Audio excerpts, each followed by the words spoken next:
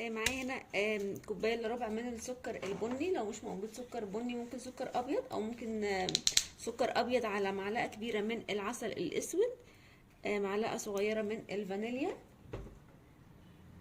حبيتين من البيض، ومعايا كمان هنا كوبايه من الزبده السايحه، ممكن تبقى زبده على زيت. هخلط بقى كل المكونات دي كويس جدا. هنا بقى معايا كوبايتين وربع من الدقيق، عليهم معلقه كبيره مليانه من النشا، معلقه صغيره من البيكنج باودر، معلقه صغيره من البيكنج صودا، رشه من الملح. هخلط بس كده الحاجات دي من على الوش بالشكل ده كده.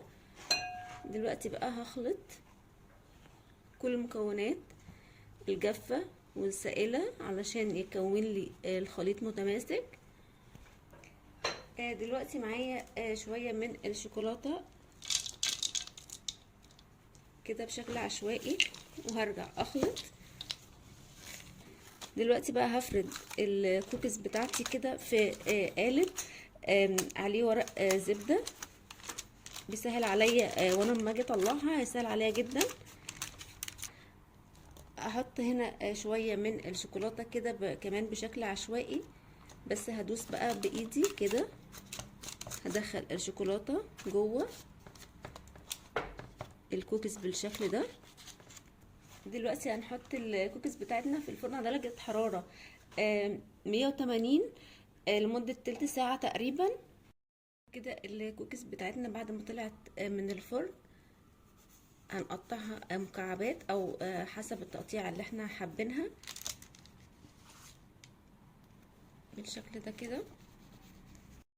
الكوكيز بتاعتنا بقت جاهزة معانا، مكعبات حلوة جدا وطعمها تحفة جدا بجد تجنن. يا رب وصفة النهاردة تكون عجبتكم، واللي جرب الوصفة وتعجبه يا ريت يعمل لايك ويسيب لي رأيه في كومنت. والسلام عليكم ورحمة الله.